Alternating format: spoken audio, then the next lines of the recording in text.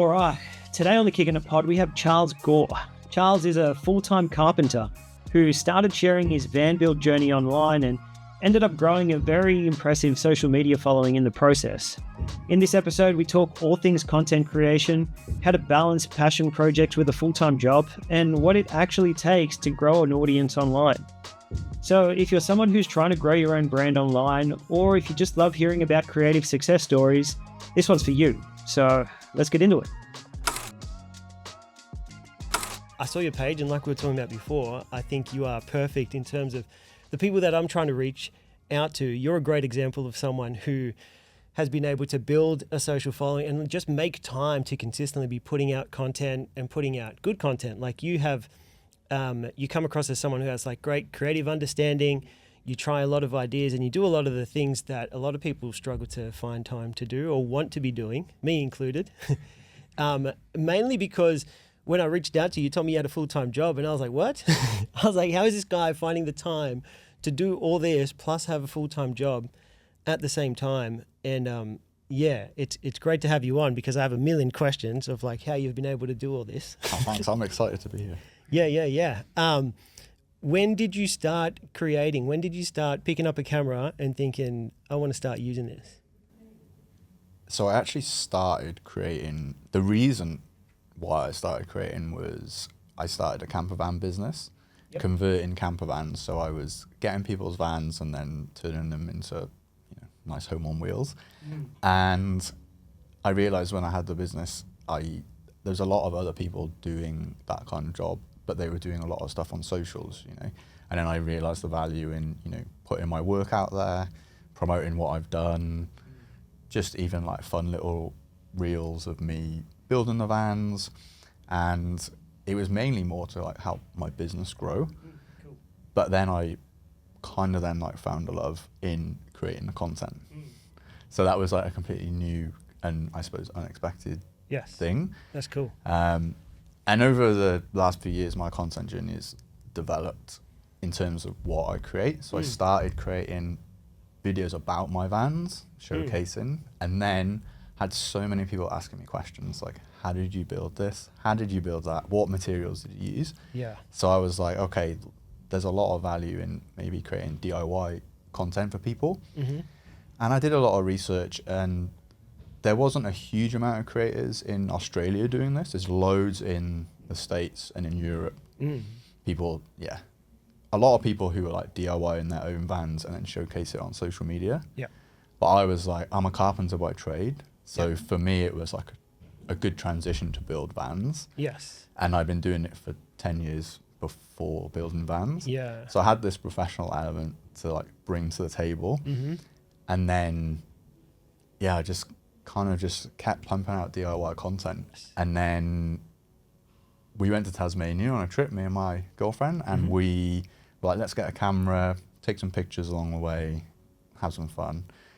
I took it and was like, fell in love with the camera. Yeah. I probably created content on socials for about a year on my phone before even picking up the camera. Yep.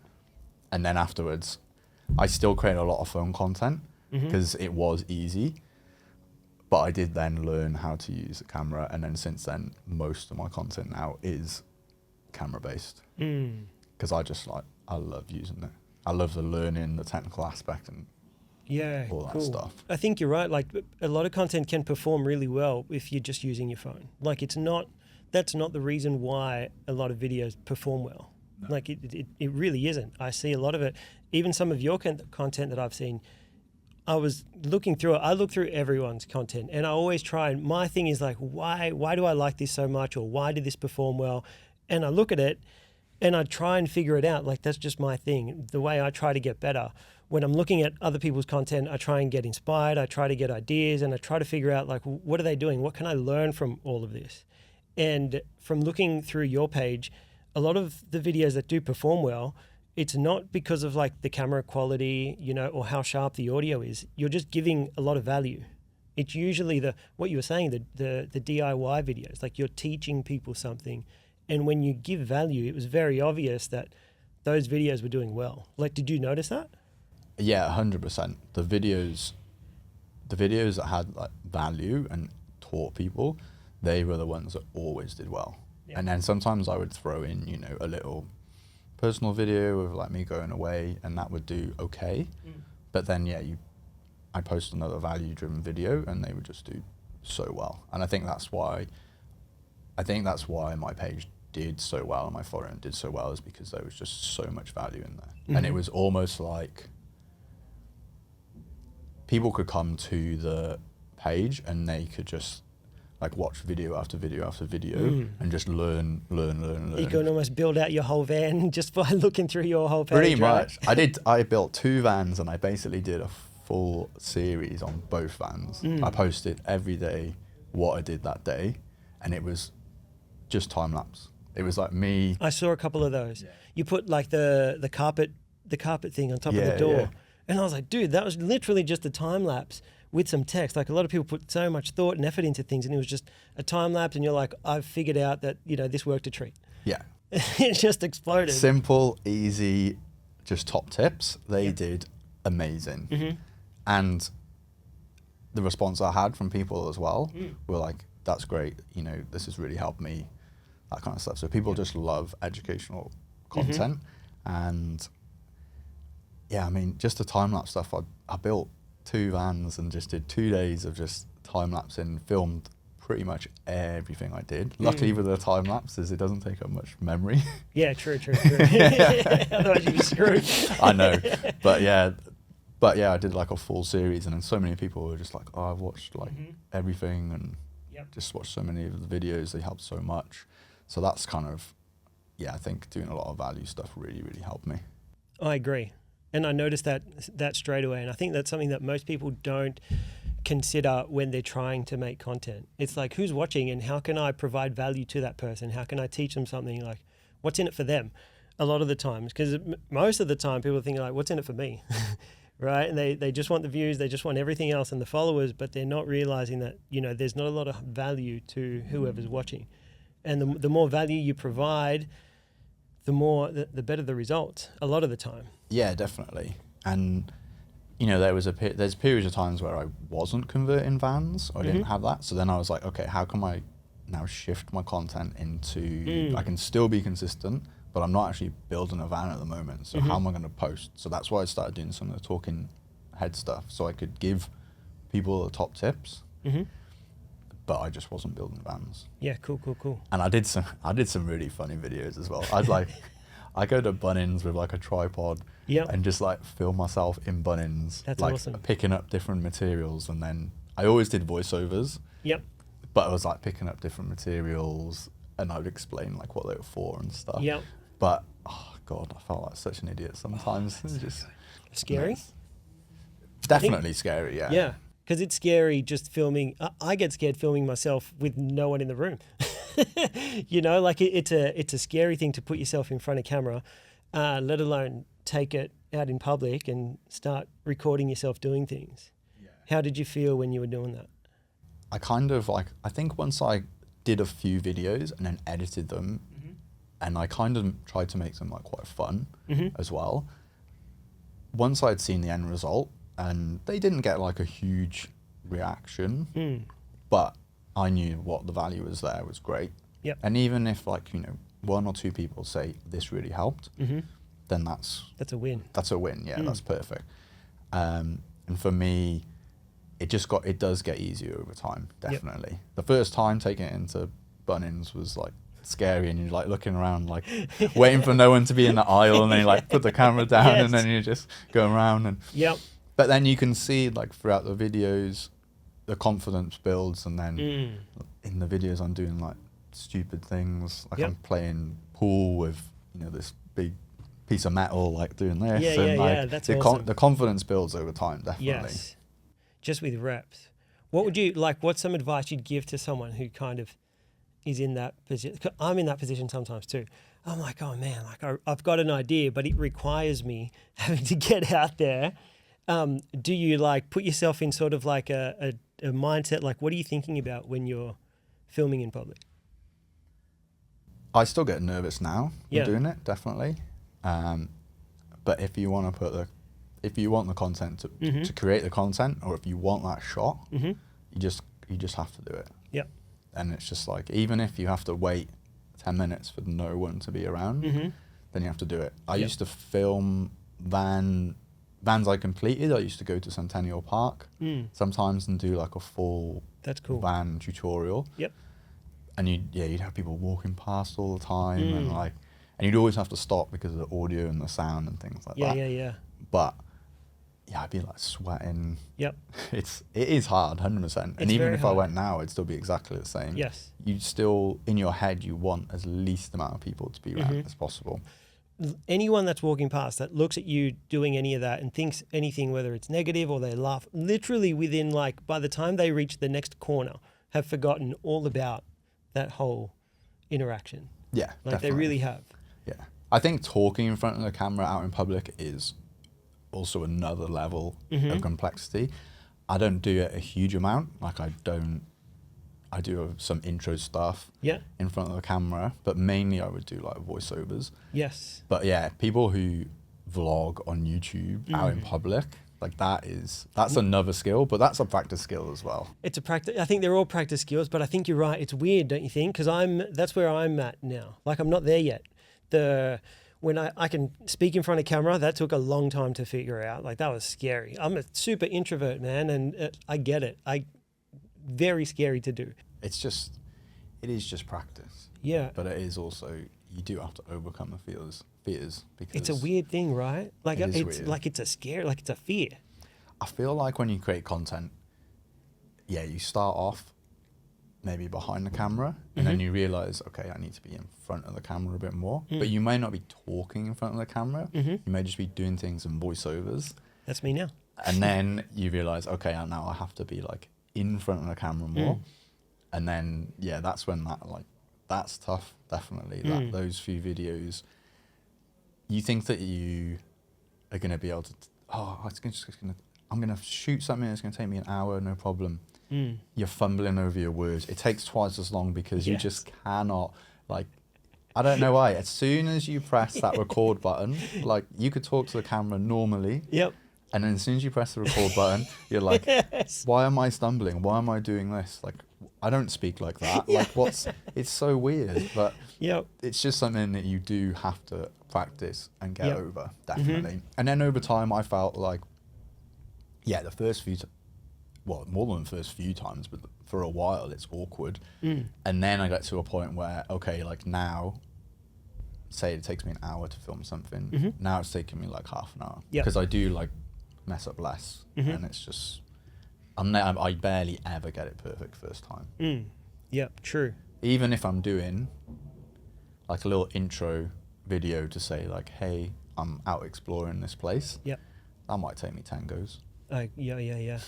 Even because I just think, oh, that wasn't said right. I was too quick. Yes. Or maybe, and then you start to maybe be a bit more judgmental on how you're saying it. Yes.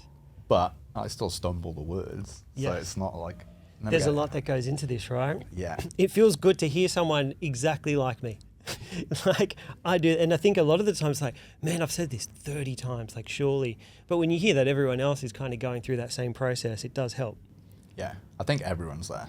If you're on that kind of journey, you're definitely. If you're trying to do that, especially speaking in front of camera, there's so many tips that I feel I could have benefited from knowing at the beginning. Even just when you are, when you're on the 10th take of saying something, what I've realized, it's you've got to keep the enthusiasm in what you're saying. Because I've had times where I nailed it, what I said, but my tone just sounds like I'm over it. I sound like I just want to get it over with. And I'm well, that was bad because I sound bored because of saying it so many times. So it's then I realized, all right, every time I say this, even if it's the 50th time I'm saying it, I need to have that same enthusiasm and say it as if I'm saying it for the first time. Yeah. And I've tried a few different ways of how to record in front of the camera, freestyle, bullet points, scripting. What works for you? Freestyle or bullet points. Yeah, okay. Because I sound like a robot when I script. Yes, and a lot of people robotic, do. Yeah. I've noticed that too. It's you can notice when someone's reading something. You really can't, unless you have to practice reading as if you're speaking it. Or a good way is if you script, but keep it short and sweet, and then I think one of the issues I thought why it started was like, oh, you have to just read this out, you know, or like you have to say everything all at once. But realistically, if you just say like one sentence, pause, breathe. If you stop in this position, just stay there for like 5 seconds, pause, breathe, and then continue from the same position, but just then say the next statement. And I found that the time to take it to film something actually it becomes a lot quicker because you're just focusing on like one sentence at a time, or like a couple if you know it off by heart.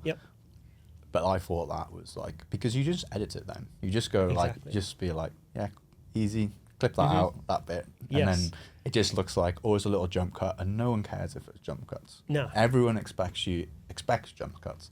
Or you just put a little animation in there, or flip to another bit of B-roll or something like that. You put some footage over the top. A lot of the times we're so critical of our own work. We're like, oh, there's a jump cut. There can't be a jump cut in there. But then like 90% of the content that I watch anyway, there's jump cuts all over the place, and I don't care. Exactly. I still think it's a great piece of content. But when it's mine, I'm like, oh, that can't be in there. I need to do it again. All right, let's start from the top. And I think we are just very critical of our own work sometimes when we don't need to be. Yeah, you always compare yourself to everyone else's content when you first start anyway, because you're just like, why doesn't it look like that? Like, why? Yeah. I've just used a camera. Like, why doesn't it suddenly look like it's amazing? But it's just learning. Exactly. And people make it look easy, which makes you think that it must be easy. But the reason they've made it look easy is because they've done it thousands of times. You know, and there are videos you're like, oh man, he made that look so easy. Like, if he can do it, I can do it, surely. And then you go off to try and do it, and you realize how hard it really is. Yeah, and even these guys who give the tutorials of like how to light your scene for a talking head, and they, they're like key light, backlight. Yes. They do it and they show you, and then you go off to do it yourself, and then like suddenly your key light is like too far to the side, your backlight just doesn't look good. Like you're just like, how? But it's just practice. It's just practice. Yeah. Exactly. You've actually got to go out and do it. And you're right. There's like this middle space that a lot of people kind of get stuck in, and so do I. It's like you listen to you watch the tutorial or you read a course, and you've become aware of what you need to do, and a lot of people just stop there and feel like they know. Yeah. But the action and the doing bit, and putting into practice what you've learned is the next step to actually getting there. Like, you're not there once someone's told you what to do. Yeah. And then also you just have to post that stuff, even if it looks bad, because sometimes like what you're saying is very very helpful for people. Like, it's educational. The value in what you're saying, people will appreciate more than if it looks better. And then otherwise, and also like if you're just trying to be a perfectionist, like it's taken me 3 years to get my content to how it looks now. But if I had waited for me to learn all of that stuff, I would have missed out on 3 years of posting. True. And you just have to put the videos out there, because at the beginning, like, no one's gonna watch your stuff. But no one is really. Yep. Correct. Potentially, social media is a weird. It is a weird game. It's a weird game, but you can have, your first few videos. Sometimes they can just blow up. Mine didn't, but not on Instagram. On TikTok, I got quite lucky, but like people potentially won't see your first stuff, so it doesn't really matter. Which is probably a good thing, because you can mess up as much as you want. Exactly, and you just have to be happy with like what you put out at that time, at the level you can do. And if you're happy, but then also if you can see the improvement that needs to be made, you can be like, sweet, I edited this video, I put it out there, and then you watch it and you're like, could have done that differently. And you do that for the next videos, then that's going to help you. I agree. I think people underestimate how much you can really improve by simply posting consistently. And this is what I'm coming to realize recently as well with my own stuff. Because by posting consistently and all the time, you're going to learn, you're going to get better, and there's going to be like compounded growth like over a long period of time. But sticking to that is very hard, especially when takes a long, like you feel like it takes a long time to make a video. You're not getting the results that you think you deserve because of all the time that you've put into that video. And I think a lot of people, because of that, they can be consistent for like a very short period of time, and then it starts feeling like a waste of time, and then they just stop and they can't just push through. And I think the real growth, especially from people that I hear who are doing really well, were able to start with consistency and then just keep pushing through even when they weren't getting the results they felt they deserved. Yeah.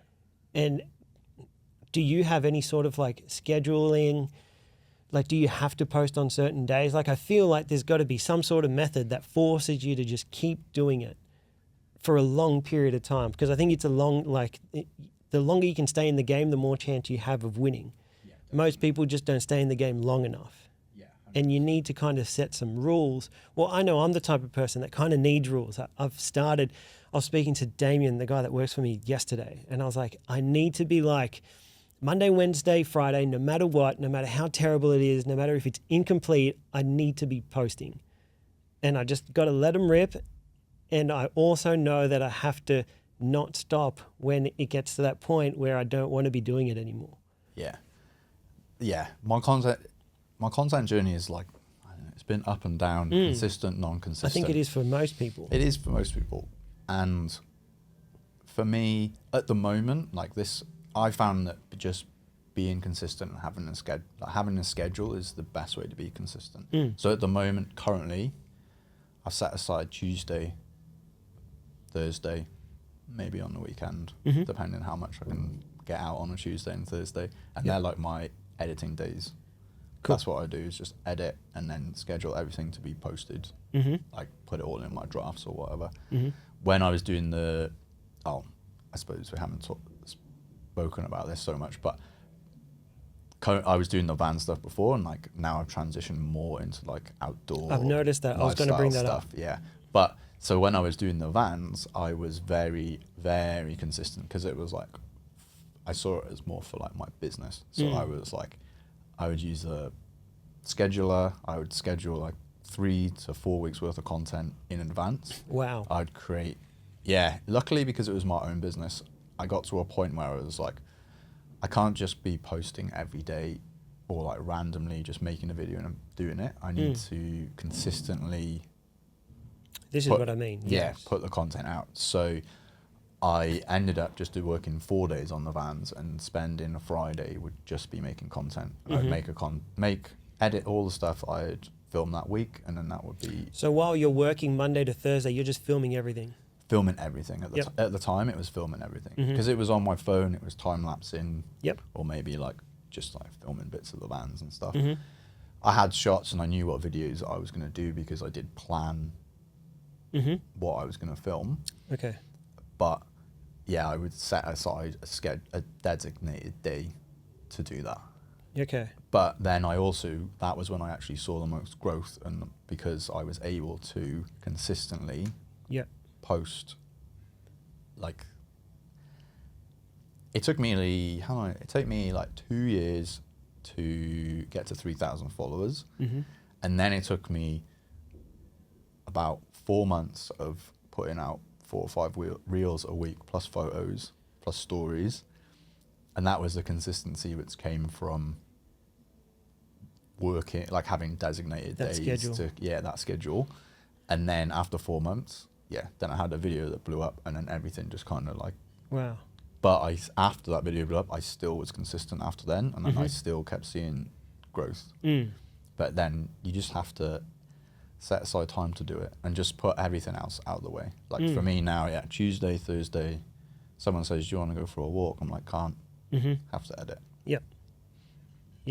But I love it as well. It's not like... Yeah, you've got to love it, right? It's not, at the moment, it's not work at the moment. I'm still learning. I'm still putting content out there that I really enjoy making as well. Yeah, it makes sense. I think you do. There has to be... It's very hard because things get in the way. If you're just like, I'm just going to do it when I find time during the week. And I think that's what a lot of people do. That's what I do. Like, things happen, Yes. And there's other things outside of content creation which sometimes take priority, and then you don't post on that day, and then you're like, okay, now my consistency is out the window. Yeah, exactly. Yeah. So what also helped me was being consistent, but then batch creating content. And I think everyone kind of like knows this. Everyone knows you need to be consistent. Everyone knows that not everyone knows you need to batch, but like some people enjoy making the one video a day. Some people enjoy batching. It's up to you. I found for me, batching and then having 3 weeks worth of videos all scheduled, all going out was amazing, because you just literally would be there 11 a.m. on a Tuesday, bang, video's gone out. Yep. Same again on a Thursday, bang, video's gone out. And then you start seeing like views, engagement, stuff like that, and you can focus more on engaging with the community. Yes, because that takes time too. That takes time too as well, yeah. So then you can focus more on engaging with the community around the videos. Because sometimes you could spend an hour like replying to people, people asking you questions in your DMs, comments, and then you're like, oh, now I have to make a video on top of that. But if all that video work's done, then it just makes the other stuff easier as well. Yep, I agree. And it is honestly the best feeling when you literally finish a session and you've got like 3 weeks worth of videos and photos like all in your scheduler, ready to go, and you're like, wow, that's like, that feels good. So say before the week starts, you're kind of saying like you've got a list of videos that you kind of want to shoot throughout the week. Yeah, so you come up with some ideas. Where are you getting those ideas from? Definitely from questions that people ask. Like people asking you questions is probably like the easiest way to like make a video. Someone asks you a question and you're just like, okay, sweet, I can just answer that in a reel. Answer them, definitely, but just create about a reel about what they asked. And yeah, initially, sometimes I get one question, and I'd be like, okay, but I've helped this people. It is what it is, I've helped this people. But then consistently over time, sometimes I get like 10, 12 questions. Exactly. Which isn't, compared to like big creators, it's not, but still 10 questions. And then I'm like, sweet, now I've just got 10, potentially another 10 pieces of content to make off what they've just asked me. And most people have the same questions anyway, so it's like, if someone's thinking it, someone else is thinking it. Exactly. And that's just like, it is, you don't get that unless you put it out there. You know, like if you don't create these pieces of content asking for feedback or asking for the people that follow you to engage with you, you're not going to get that. When I was doing the van stuff, I was definitely, because I was building something, every day I would be building. So I would plan basically like this, I'll do a top tip on this, I'll do a top tip on that, and then I just shoot. Like, how are you figuring that out though?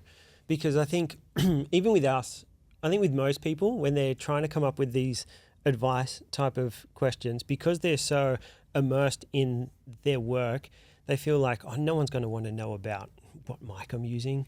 No one's going to want to know, you know, because you think it's boring, but to other people, it could be interesting. Yeah. So I never really did any of the, like, spend time researching a lot about what other people are creating and what other questions people had, because some of the stuff I did a little bit of research, but some stuff I couldn't even like find. So I was like, okay, well, that's a good sign. That's a good sign, but also I was just like, okay, so I'm just going to create like what's in front of me and what I'm doing.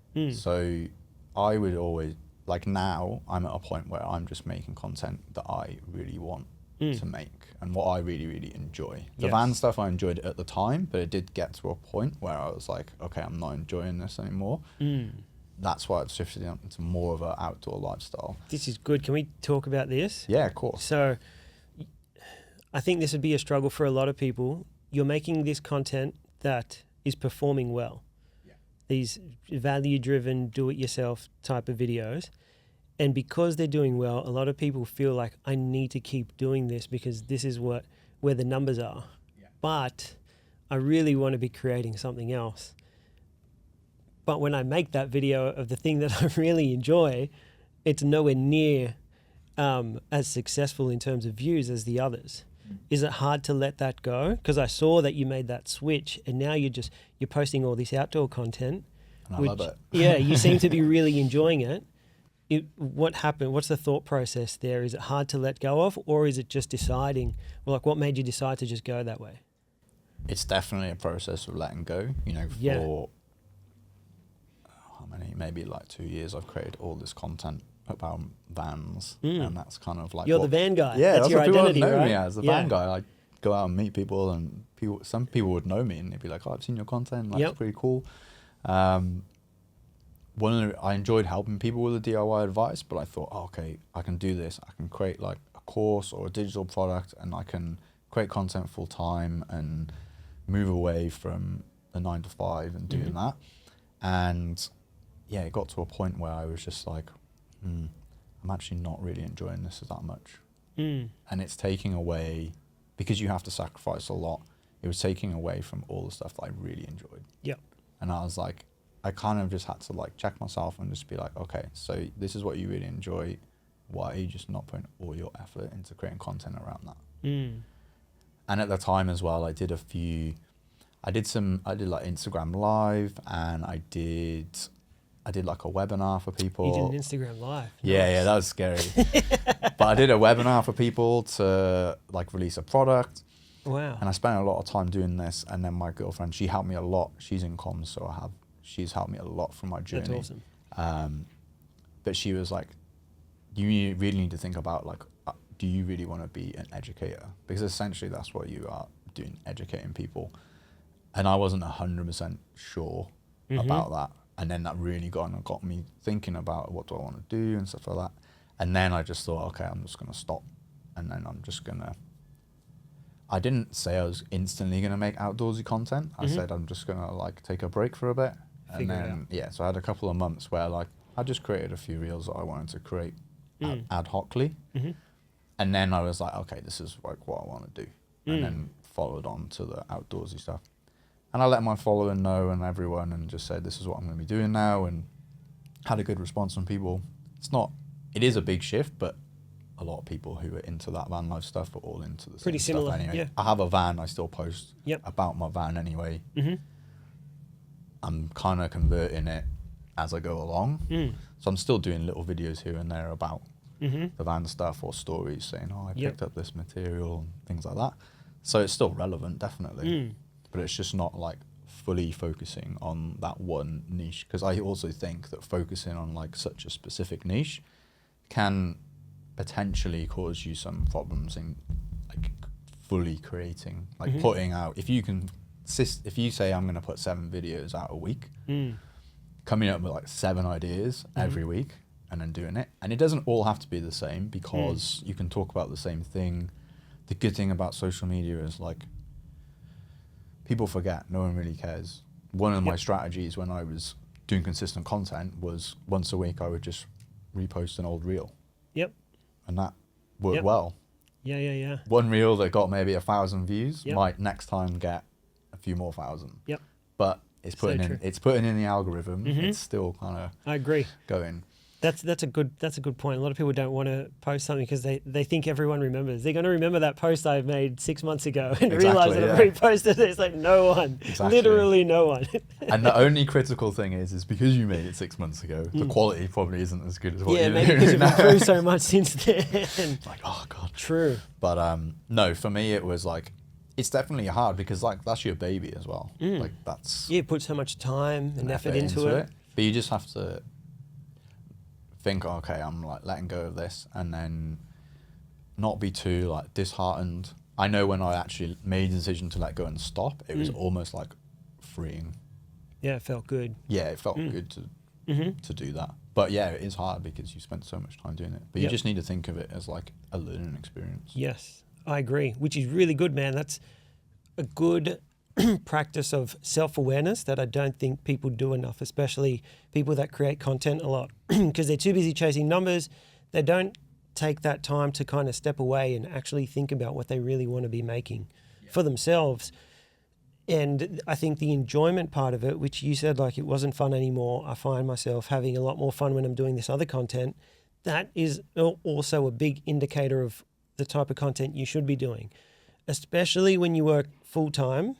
To be able to find the extra time to create content, if you're not enjoying that, you're going to be in trouble, especially because it takes sacrifices to be able to do this, especially when you're working full-time. If you're working full-time and you're trying to put in another 10 to 15 hours of work each week, because it is work. It is work, and when you don't enjoy it, it then becomes work on top of work. Exactly. And if you're not enjoying it, it becomes extra work and you're sacrificing other things. So it could be like relationships, time with your mates, going to the gym. Like you have something's got to give, right? Because you only have so much time in the week. Yeah. 100%. And when you're deciding to do this outside of work, you do have to make sacrifices. So if you're not enjoying it, you're really going to start to resent the whole process, and you're not going to want to do it regardless of the numbers. Yeah.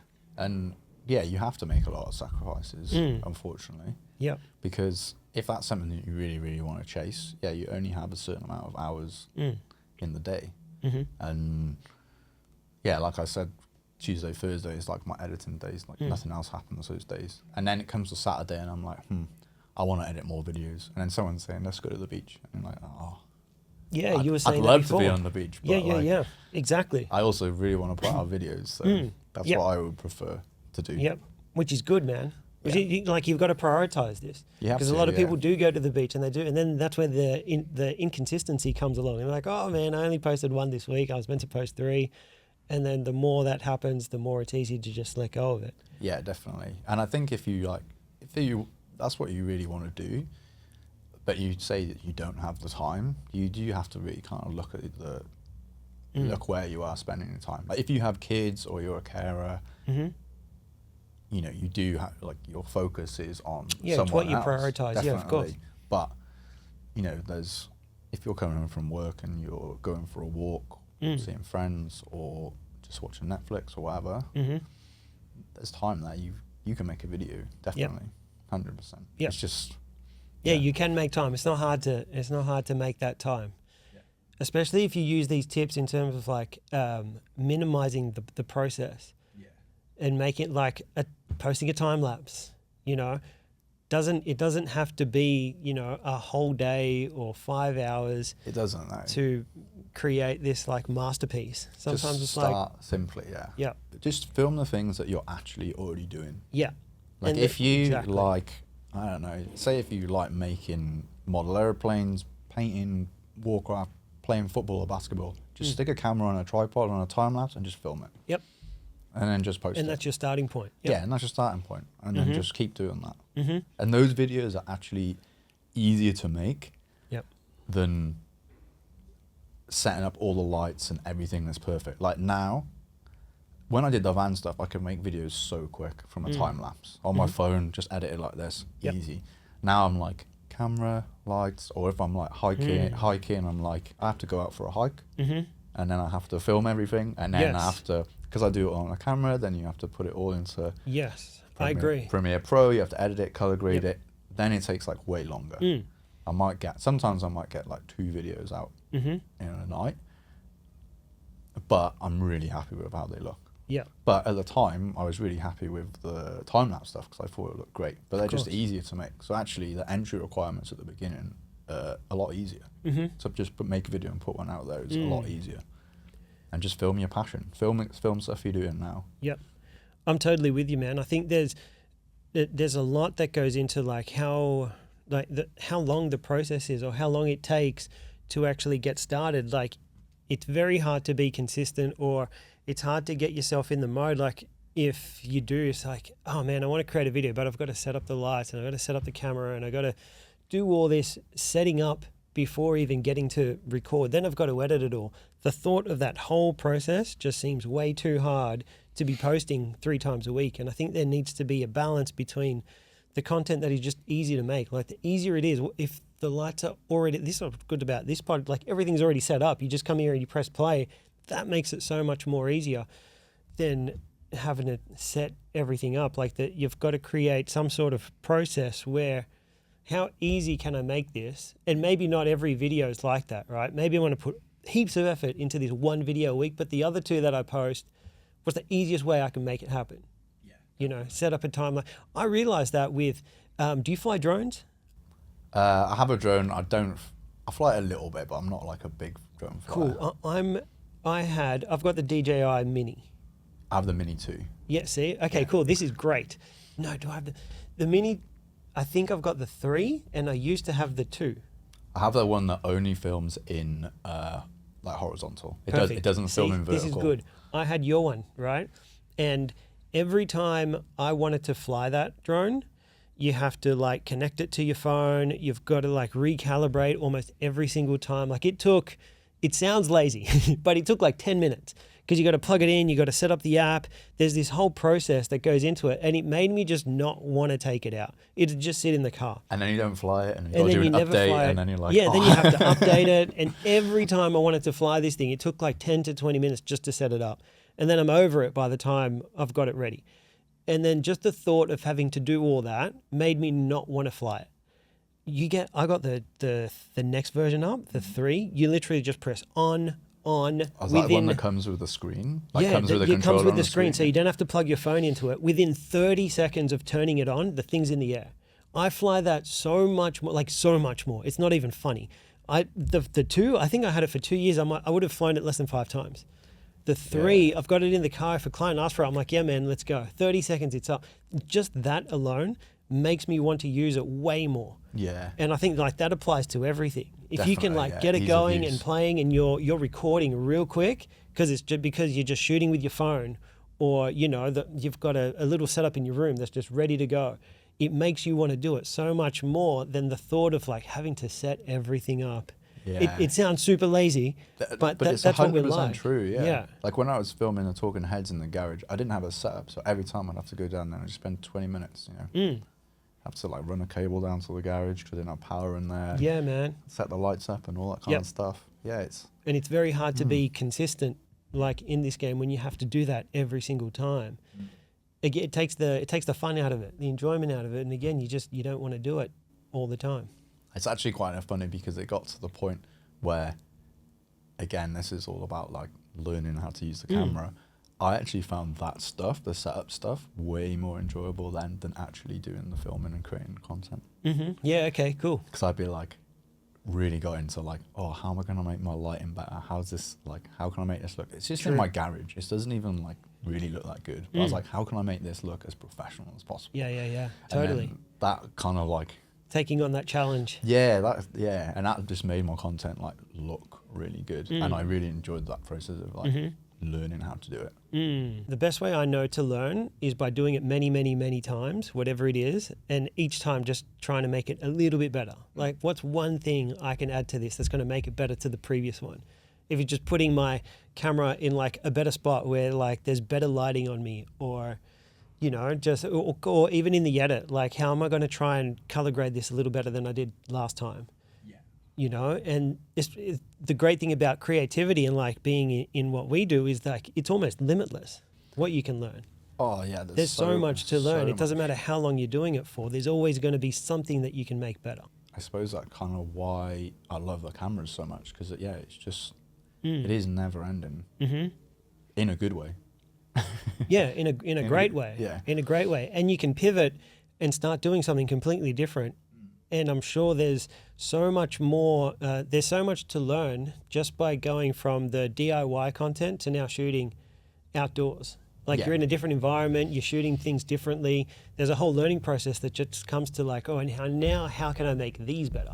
I know. And I just started shooting in S-Log3, learning how to do Hell that. yeah, man. Yeah, Oh, yeah. God. Which is, again, a whole learning experience. It's massive. Yeah, that's huge. And even just going out and then shooting something and coming back and being like, oh no, this doesn't look good. Yeah, it's like, damn, overexposed, damn it, I ruined it. How can I make this look better? Yeah, it's so true. But like good process to go through, because you know, you mess it up, it forces you to have to go away and learn how you're not going to make that same mistake the next time. Exactly, yeah. And you just have to try and not be too annoyed when things don't go well. Man, yeah, it's hard. It's hard because there's so much effort that goes into like putting together a video. Yeah. It's so hard not to get frustrated. It's like, I got everything right except this one thing. Like I didn't push this one button. I didn't check this one setting. And you organize like a whole massive hike. You organize someone to come with you. You took all the gear. You made sure everything was plugged in properly, except for that one setting that you didn't press, and it's just ruined everything. Or a mic not being on, or something. Like I know the feeling. And The it just amount of crushes times, you. like I've recorded things and like not had the mic jack in properly, so then the audio is terrible, and you're like, oh, I need to go back and refilm that, which is really annoying. Or we did a big road trip at Christmas, and I filled my SD card, and then I was transferring it all over onto a hard drive on the road trip, and I just forgot to transfer it. I don't know what happened. I just didn't transfer it one whole hike. So I don't have any of that footage from away. And I was like, oh my God, there's like two waterfalls on there, like an amazing bridge. I was like, oh God. And I was just like, well, now I've learned, like, okay, I've learned I'm again. 100% just going to take more SD cards on the trip, so I don't have to do that whilst I'm away. That's true. And sometimes, especially when you're learning, like, money can be a big factor, because you're like, you have to buy things to improve, and it's like, where do you spend your money? So before we went on a trip, I was like, I need to get an external hard drive because my current hard drive's too small, so I have to get a bigger one. Probably should have bought an SD card. Yep. That would have stopped it. Yeah, true. But it's like, it's where do you spend your money? That's because you could go out and spend like $10,000 and be like, sweet, I'm fully set up. Easily. But then, is your content even going to look that much better because you don't know how to use it anyway? Exact, man. That's so true. A lot of people think if I just invest in like better equipment, it's going to make everything better.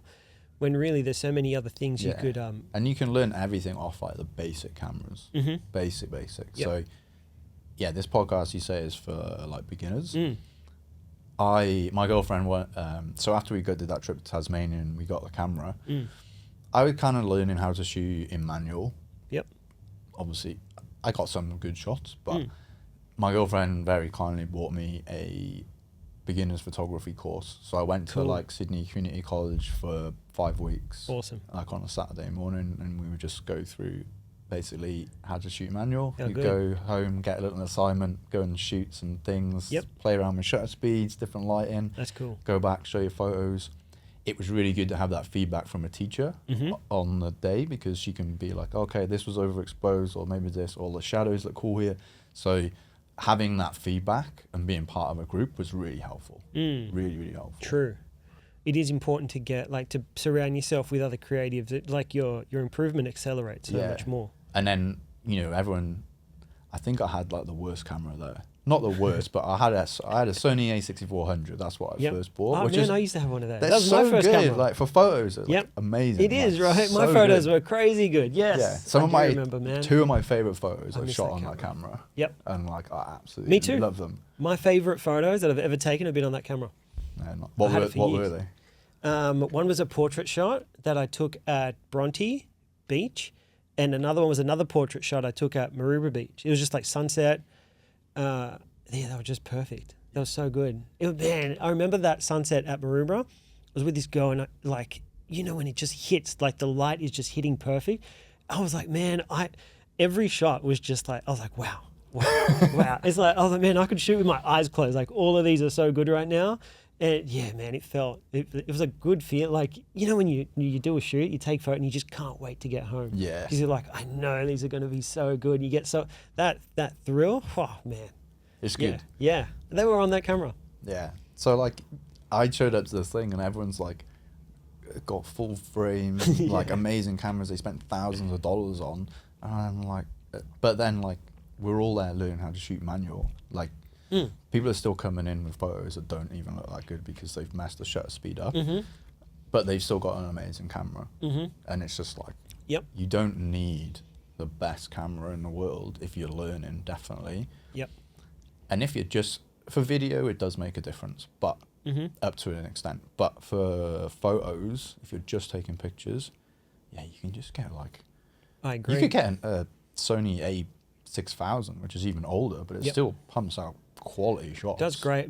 Even my videos, I shot, I reckon for the first 3 years, video and photo on an A6400. Not once did I ever have a complaint about the quality of the video or the photo, ever. It was more just, I started hanging around other creatives and they were like, you're shooting on that? And they're like, dude, you need to upgrade. And I'm like, but no one's complaining. Like one other dude was like, I can't believe, he'd see my videos on my Insta and he's like, I can't believe you shot that video with that camera. Yeah. And I'm like, yeah, man, like if you just get good lighting, a lot of the time you can shoot great things. Yeah. It's good lighting. The newer cameras have better color science, but if you have a good lens, The only downside about the A6400 is it didn't have in-body stabilization. Yes, true. But if you buy a stabilized lens or you're just shooting off a tripod, Yep. that's 100%. There's so much you can do, especially when you're just starting out and you're learning. Yeah. There's so much you can learn. And when you're making these investments on what to buy, I think you need to spend a lot of time at the beginning figuring out what you actually want to do, like what type of creativity you want to get into, because what you buy, I think a lot of the times depends on what you want to shoot. You know, like your lens choice depends on whether you want to shoot landscape or whether you want to shoot events. That's going to affect like what camera you buy, what lens you buy, what equipment you get. And if you just start spending all this money at the beginning and then you realize you don't enjoy shooting, you know, what you decided to shoot, you've just spent all this money. I've made that mistake too, man. When I first started, I bought this underwater, like the housing unit. Oh, yeah. It cost me a fortune, man. Like at the time, I was like, I shouldn't be spending money on this. Dude, I used it twice. And that was because I bought the wrong unit. It could only fit like one lens. And my other lenses like couldn't fit in it. I'd have to get another, and they cost $100 too. And then I just got over it. I was like, no. And then I got cold, like in winter, man. It's freezing. I don't know. You're probably used to it, but but I got so cold. I'm like, I'm not going in the water in winter. So I just never used it. I spent like that's just one thing. There's so many. Like the first drone I got, the one that I didn't fly, that was another investment. Like there's thousands of dollars I've spent, and I just didn't put the thought beforehand to think like, how often am I going to use this, and like, is it going to be worth me putting in this investment, or can it go towards something else? Imagine buying something that you use once or twice. That same money could have gone towards that course you did, and you got the value you got from that is 10 times more than buying something that you're probably going to use once or twice. Yeah, definitely. So you really have to think. I always kind of stop and be like, how often do I think I'm going to use this? Yeah. And even now, I'd like to buy a new lens, but I'm not going to spend the money because I have a lens that works well for me, and I just want to get better at creating content. I know that if I go and spend $1,500 on a lens, it's not going to actually make my content more engaging. It's the way I shoot the content and the way I deliver it. The lens I have now, I shoot at 18-105 f4. So it's not... It covers almost everything, For going out and shooting like in a landscape scenario, covers so much. Just the lighting's not the best for f4, but you can handle it because all the... If you most of what you shoot is outdoors anyway. If you're out during the day, you're not... Exactly. Unless I'm in like a forest, it gets a bit hard. But other than that, it's perfect for what I need. And it's tiny, it's compact, it's made for APS-C. It's awesome. It's like I got a super lightweight setup, and it's not going to make my content any better if I spend more money on a lens. It'll potentially look better. I know the photos will look better, but at the same time, the videos, I'm learning how to make those outdoor videos engaging for people. And buying a new lens isn't going to do that. That's true. I agree. It almost like forces you to get better at other skills first, right? And it's something that like people skip those steps they think they can skip those steps by just buying more gear. Definitely, yeah. You know, if I just buy more gear and make it look cooler, I don't have to put in the effort into like actually making these videos have value or story-driven content. Like there's so many other ways that you can make videos better. 100%, yeah. It's like the content. And like we said, you can do it on your phone, so you don't need to buy really expensive gear to do. I agree. I think a big thing for me, it's different for everyone, but for me, I like videos that can communicate like a feeling. That's big for me. Like when I'm making a video, whenever I'm creating a video, all I think about is like, what's the feeling? Like, what do I want the person that watches this to feel? And there are things that you can do that isn't about the camera, isn't about the lighting, isn't about any of that stuff. Like you can change feeling based on like the tone of voice, the music you play, the story you tell, right? How you put these things together, the pacing of the video. None of these things require like amazing equipment. It's more just like learning how to tell a good story and put a good video together. Yeah, and that's what I'm learning now at the moment is like, the feeling thing is really big because it's such a difference going from like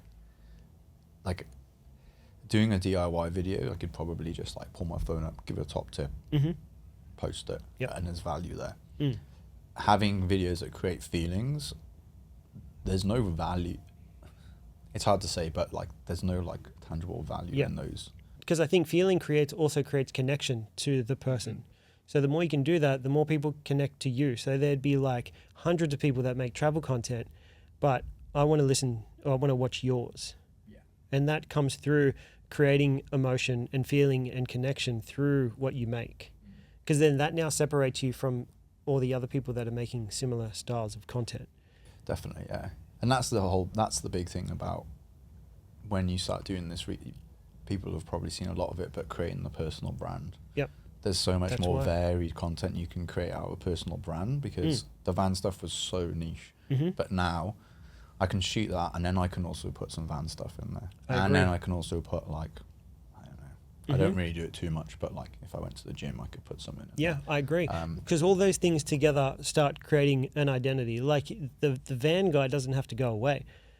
Like that's just one aspect of you. There might be another van guy out there, right? But if you become the van guy who also likes hiking, who also goes to the gym, you know, who also likes creating, who likes podcasts, now you've created like an identity that is very unique. It's figuring out the vision of, I suppose, like what you want from your content creation journey. Like, do you just want it to be fun? Do you want it to be a business? Yep. Do you want it to give you exposure so you can become like a professional photographer or videographer? And that's kind of like, maybe you don't have to figure it out straight away at all. I know now that the content that I shoot and what I'm kind of like striving for is the end goal, but at the moment I'm not kind of forcing it. Basically, it's a good place to be. Yeah, I still have my full-time job, which I did hate that before. Did you? Yeah. I was at a point where I was like, I hate this. This is why I need to create content to get out of this. And I hated it. Yeah. But now I'm at a place where I'm like, okay, cool. My job's all right. Like, I have a job. Yep, true. So, like, I'm lucky. And, yeah, like, I know what will happen. If I just consistently keep doing what I'm doing, then what my end goal will happen will be there. But I'm not stressing about the end goal. Which is good. I think if you're in a place where you enjoy like the job that you're doing, it gives you like a longer time span to actually get there. Exactly. And when you're not in a rush, you can usually, like, you have a better chance of success if you've got a game plan that allows you to play the game for a long time. Yeah. I think you have to be careful though, because if you really enjoy your job, there's no push to make you maybe consistently make your content. There's no... Sometimes you have to be in a position where you're forced to... Yeah, there's either like, there's like two ends of the scale, or there's like, I suppose, a happy medium where like you might like your job, but you feel like you want to do something else, or you're made for something else, but you're willing, you know, to not be too stressed at the same time as like you're just doing your job and creating your content. You're right. Oh, that's a good one. Yeah, because people could like I was before. I was like so focused on trying to get out of it, so focused, like, and that actually put too much pressure on me, and like too much pressure probably on like... It would be stressful, right? It's so stressful. Like how there are a lot of people that stay in that spot for a really long time because it's a scary thing to do. Definitely, yeah. And I think maybe like this year, my kind of goal has been just to like create the content, have fun, and learn to make better content. Yep. But I also know that as things get better, there will be like opportunities will just come. Yep. Exactly. They just will. They won't just come to you. You do have to put some effort in. Yes. To reach out to people or become part of a community or put effort in to get to like where you want to go. Because you're not going to... I've had brands come to me when I was making van stuff, and like they weren't particularly aligned with what I wanted. And then the ones that you really want to work with, they don't always come to you. You have to reach out to them and say like, hey, do you want to do something? Correct. Yeah, you can't just make the content and just sit there and wait for things to happen. Yeah, definitely. Because there's so many people out there making the content as well. Yeah, you have to be aware of this. And I feel like the people that I've spoken to who have had these opportunities come up, it's because they're actively looking for them. Yeah. They're constantly trying to meet people. They're getting in front of people. They're sharing their work, not just online, but with other people. You've actually got to, you know, put in some effort to try and make these connections. Yeah, definitely. And you had Clyde on as one of the preview on the Sony Advocate. I've been to a heap of his events. Mm-hmm. The Sony scene is so good. Those in workshops Sydney. look epic. They They're are so good. wicked, yeah. I've already just booked in for another one. Fantastic. Yeah, they're great. If people haven't watched it or they don't know, the Sony scene is they put on different workshops, Mm-hmm. and it can be anything from just community like walkarounds Mm-hmm. for a couple of hours or specific like studio workshop. But the good thing is like for me to go and pay, I would never go and shoot studio. One, I'm not a big portrait guy, Yep.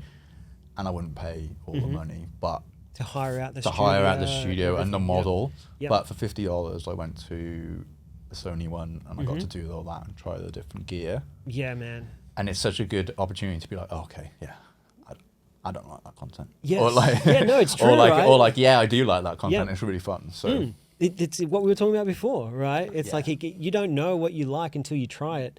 And a lot of the times it's the same with the gear. Like those workshops, all those Sony workshops, it's like you get the studio, you get a mentor there, like someone that actually knows how to use the stuff, but you also get to use the equipment. Like they bring lenses and cameras out that you can use so that you don't have to buy them, and you can decide whether you like it or not, whether it's useful. You decide whether or not you like that type of creativity, because they do so many different types. I've seen them do like sports ones. There was a skateboarding one, I think, that Joanne did.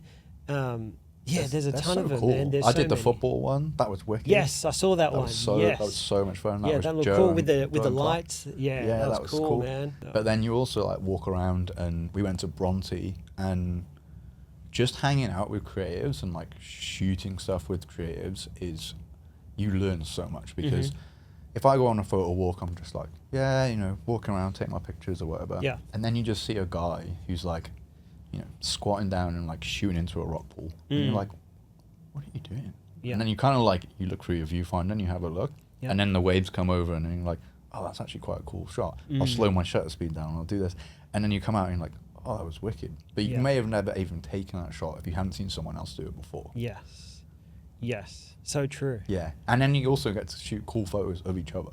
Mm-hmm. Like you come away with Yeah, these pictures that's and you're true. like, oh my God, like when do you get so, whenever, if you don't hang around with creatives, whenever does anyone shoot like with a A7 IV and a 70-200 and take like a banging photo of you, that's very and you're true. just like, oh my God, that's my new profile picture. It's so true though, right? 'Cause when you're the one with the camera, if you're not hanging around with other creatives, you'd never have photos of yourself. Exactly. Yeah, good ones. Yeah. I found that too. When I started hanging out with other guys, I'm like, hey, there's a photo of me. No way. No way, that never happens. Yeah, true, man. And you learn from so many other people. Because there's so much to learn, we all learn different things. And when you're in different niches, right, there's so many things. You going out hiking and doing your van builds, you would have learned so many other skills compared to someone else, like even me, like I'm shooting podcasts, man. It's like very different. So there's so much that I know that you would know that you could teach me and vice versa, because we both do different things.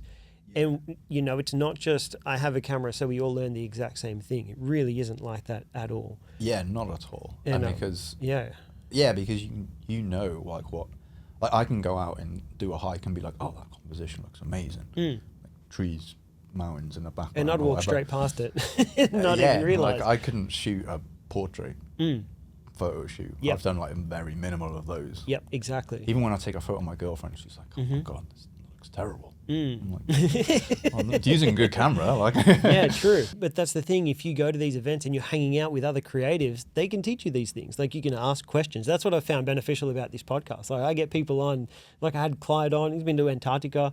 I've had all these people that just do so many different things, and I just get to ask them questions because I'm just like, man, I don't know half this stuff. I know. And I always feel like, I don't know, for me anyway, like, yeah, photography, I feel like photography is just like cool. And all these people who like you have on your podcast, they all just do cool stuff. Yep. Like, Yep. they just do like wicked things. And you can like, learn from them, workflow process, even everything that you're telling me, the way that you schedule your content, the way that you stay consistent, the way that you plan things out, it's helpful to people. The way that you say, I have to say something 10, 20 times before I actually get it right. Like sometimes it just feels good to know that like you're not alone. There are times you're doing something as creatives. A lot of us teach ourselves, and you're doing things and you're like, am I doing this right? I'm sure there's a better way to be doing this. There are so many times I do something and it takes me so long. And in my head, I'm like, I know there is a faster way to do this. There has to be. And the reason I don't know is because I'm not hanging around these other creatives that can just be like, hey man, you really shouldn't be doing that. There is a much faster way of doing it. Yeah. And you don't get those tips, you don't get those learnings if you don't surround yourself around other people who are doing the same thing.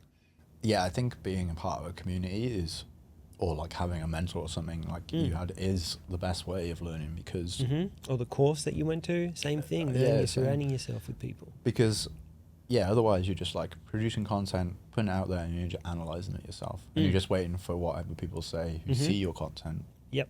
to give you feedback, If they even do. if they ever do. No one ever really says like, No. oh my god, that, Hey man, like, you could have done that better. yeah, no one says that. Yeah. Yeah.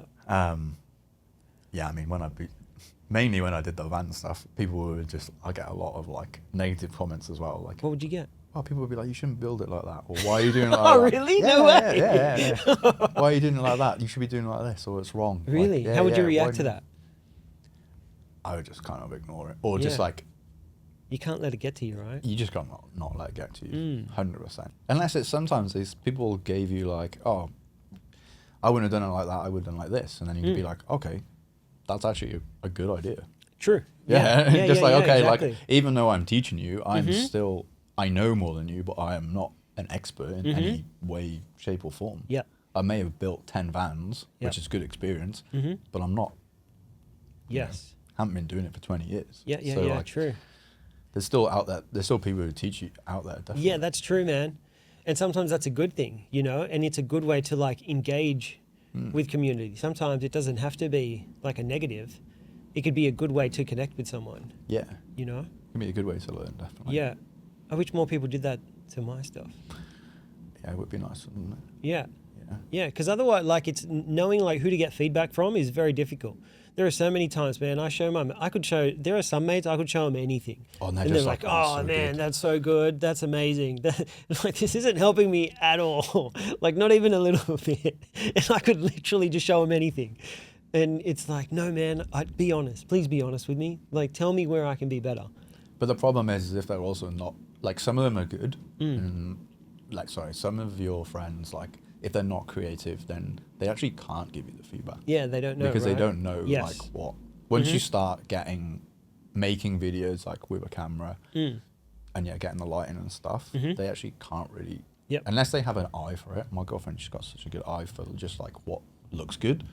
She may not know how to set it up, or, Yes. like, the camera. At the moment, I just give her the camera and she'll just shoot things. Yep. But, like, I'll shoot something and she'll just be like, oh, it doesn't look good. Yep. Composition on, that's wrong. Yes. Maybe try it like this. And, like, I've got way better technical knowledge than her. Way. Yeah. But she just has an eye for what looks better. Yes. So does my girlfriend. It's weird, isn't it? It's probably yeah, just yeah. like women, I don't know. They No. probably, I think they may. Well, be they're like a into bit- that. Like, they're into making things look pretty. Like, they Exactly. understand. They know, like, what Yeah, looks better. my and girlfriend stuff. works in fashion. She puts together campaigns and outfits and all that kind of stuff. And like, she knows what she's looking for. She's like, I know what looks good. I know how to make things look pretty, but like, I don't know how to do it. You know. And she'd have like she's like, and because she works with photographers, videographers, she's like, teach me the technical terms, because I want to communicate what I want. Like, I know what I want, but I don't know the technical terms to tell the photographer exactly what I want. You know, and it's like an understanding of things that look pretty. Like, she uses like InDesign, and she can put together like these whole mood boards and portfolios and presentations. And I'm like, damn, like, everything she does, every time she like makes food, it's like pretty. I'm like, they're just very good at making things look aesthetic. Yeah, I think so. But then when it comes to the technical skills, like, she probably wouldn't know how to use a camera at all. But having those people around are good, because you want to get that feedback. You're like, how do I make this look good? I'm building out a photography studio, and she does a lot of interior design work. I'm like, if you find anything cool, you are free to get it. Like, just tell me and I'll go get it. And she got me these cool they're called plinths. You know, plinths? Yeah, I think so, yeah. The circle things. It looks like a chair, but you just you can put products on there and stuff. She found these two weird looking ones the other day. I was like, yep, get it. I trust your opinion in what looks good. Yeah. My girlfriend helped me a lot in my content journey. Like, even though she didn't know anything about the cameras, she has a comms background. So in terms of like talking to camera, and like she helped me a lot in that, and she's very organized. I'm a disorganized person in general, very disorganized. But she like really helped me with like how to like the basis of like how to stay consistent.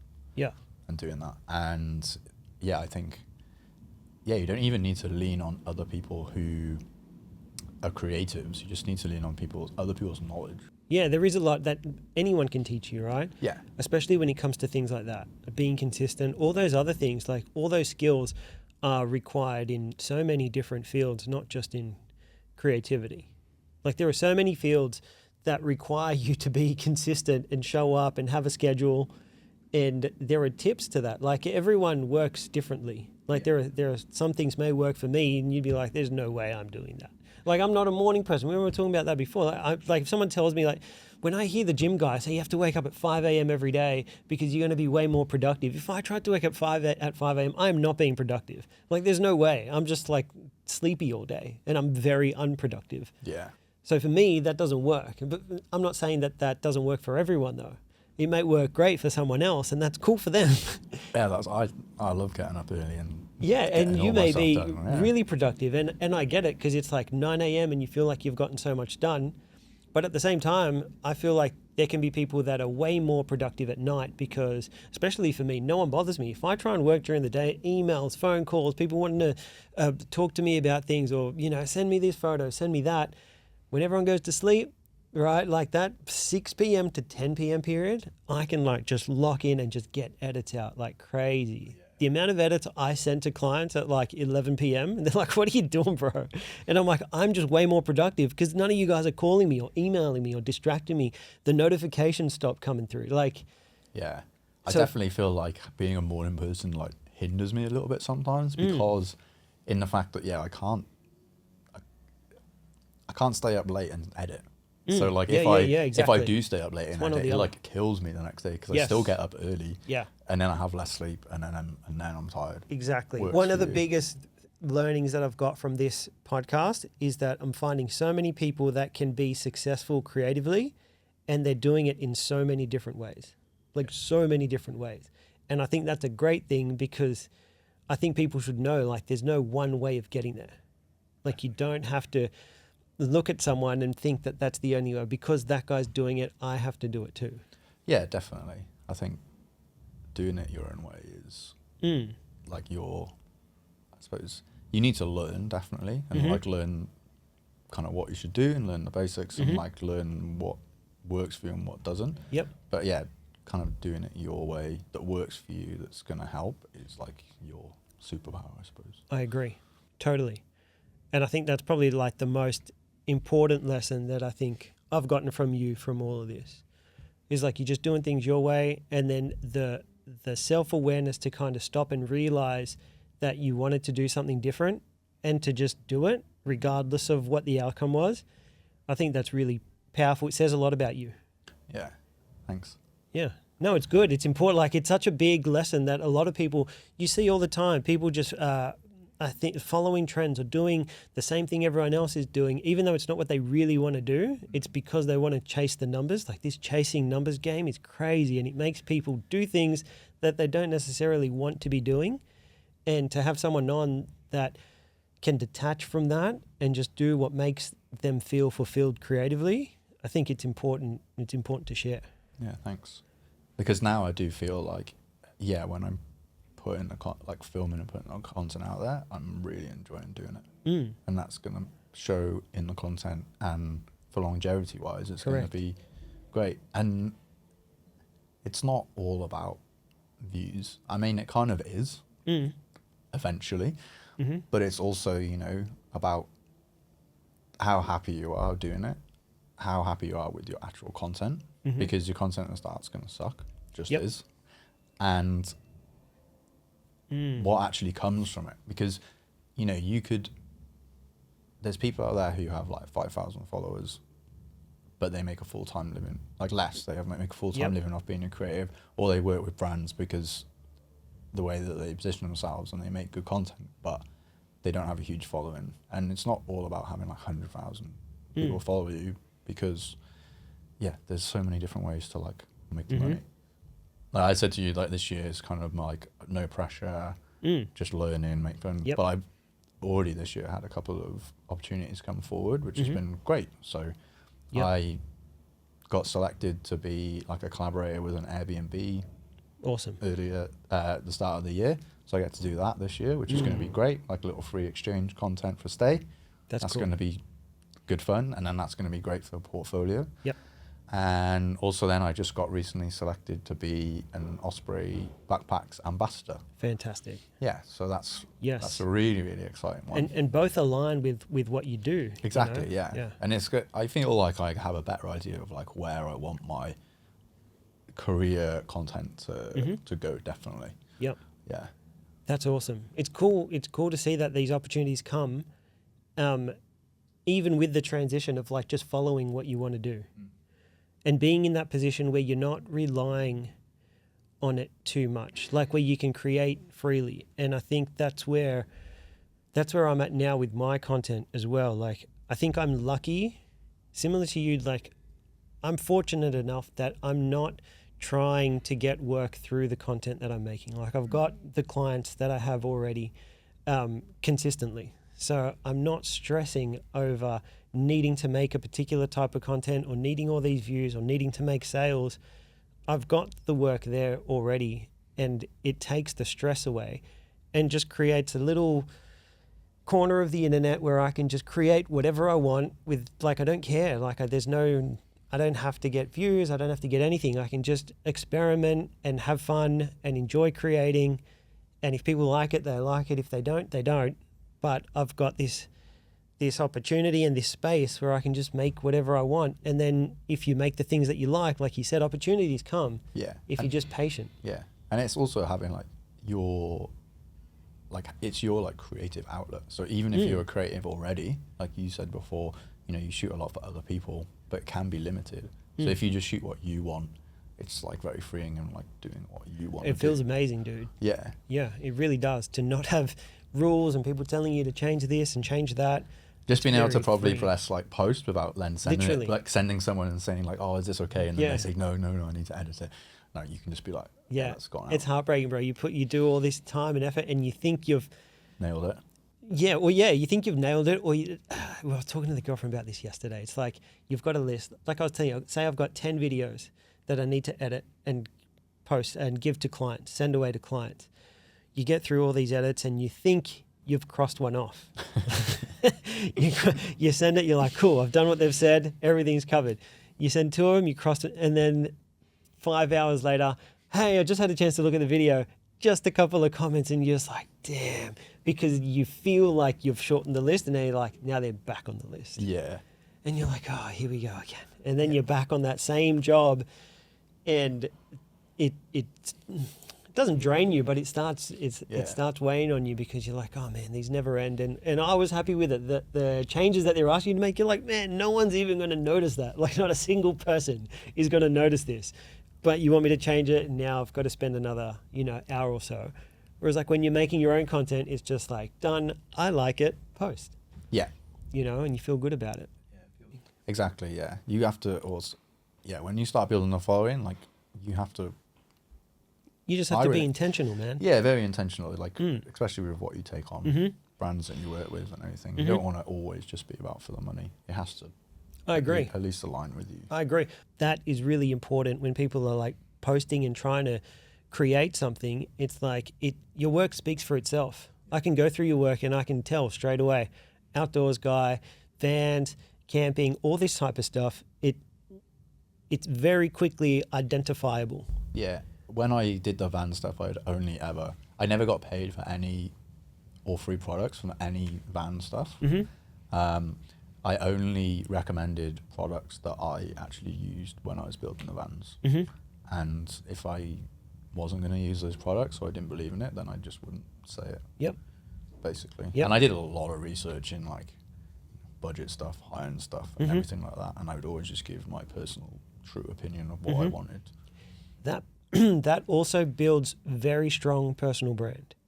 When anyone looks at someone online that just pops up, the thing that ruins a personal brand is trust. And if you can't trust someone and what they're saying, you're not going to get anywhere. And I think the whole point of when you are building a brand, especially a personal brand, you're recommending these things, you're trying to teach people things, is like, I need you to trust me. And the more trust you have, the more value you have, especially when you're working with other people. A brand isn't going to work with you if no one that follows you trusts you and your opinion. And when you say, this is what I want you guys to use or buy, the more trust you have, the more people are going to buy into that, right? The more value you have now to the brands that you work with. Yeah, definitely. So being like true to yourself and not, being swayed by even the numbers. Like a lot of people will give up everything they believe in just to chase what you said. I know that this is going to get me way more views. So even though I don't believe in it, I know it's going to work. So I'm going to do it anyway. Yeah. And money as well. People are like, money as well. When you're in that journey and you're probably like teetering on the edge of like, I could go full time with this. And then like you get a brand that comes out and says, hey, I'm going to give you XYZ money.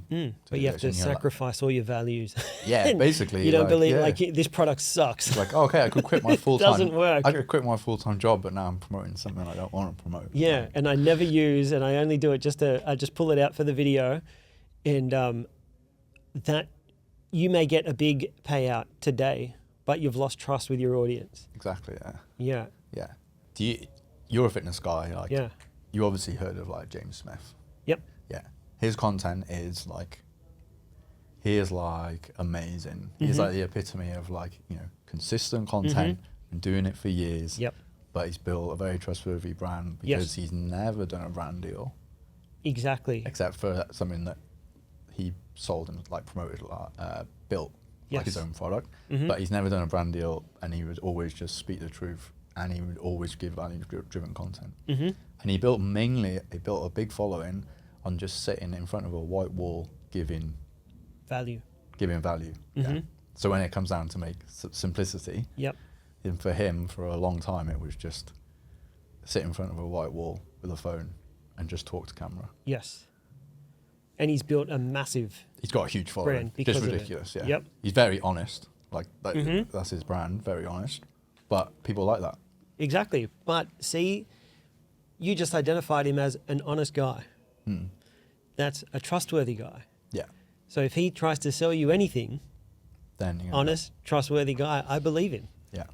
Right? But that takes time, and it takes like authenticity and not selling out to things that you don't align with. Like if you know what you stand for, you stick to that, because otherwise that disappears. Yeah, definitely. Interesting. But it's good. I love it. This has been a great chat. And I think there's a lot of takeaways. It's really, really good. Even I learned a lot from this. Oh, that's good. I feel like that's the best thing about creatives. You can just always learn from each other. Yeah. Because you're doing a lot, man. You do it, especially with the posting and your online page. I'm like, man, I keep saying I want to do it, and I just don't.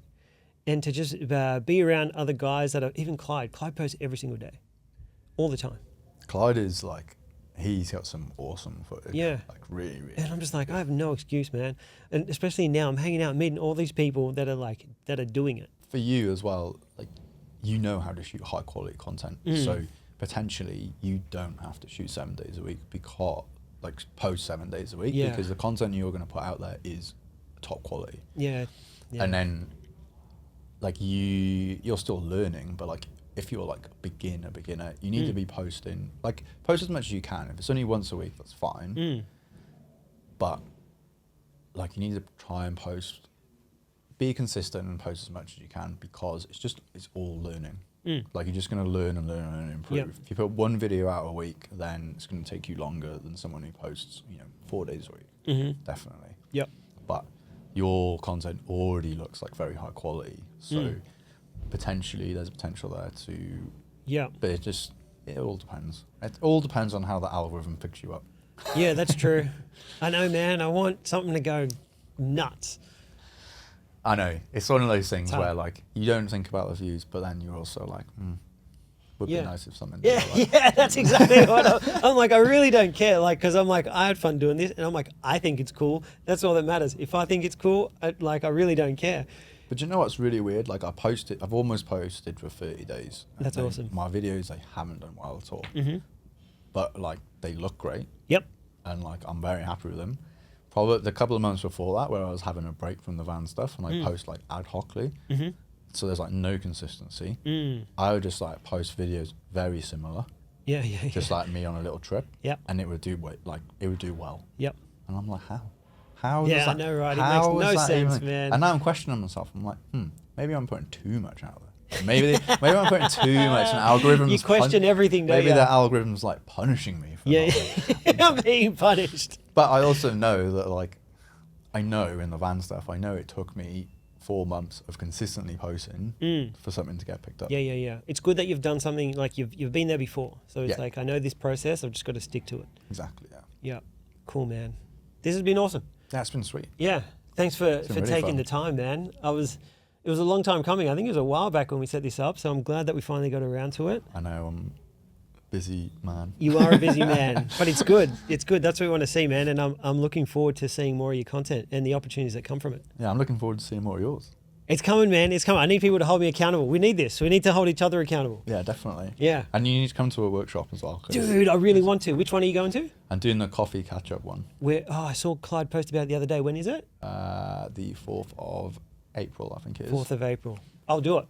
Yeah, do it. I'm I think it's I'm just there. like at 11 o'clock, so it's just like... I saw him post about it the other day on my phone. Okay, middle of the day done. one. And I've told I've had like 4 Sony people on, and I've told them all I'm going to go to a workshop, so I you have can't to. not go. Yeah, I have to. And it's also it's a coffee one, so it's like a coffee tasting, but I feel like... Oh, it is too. But Yeah, I yeah, feel yeah. like there's going to be some awesome opportunities to shoot some really cool coffee. Yeah, I love related coffee. Yeah, I but I would feel love like you can get some really cool videos of like them making the coffee. And Yeah, stuff totally, like that. totally. So it'd be fun. Yeah, I want to start including coffee in what I. Yeah, coffee's the best, man.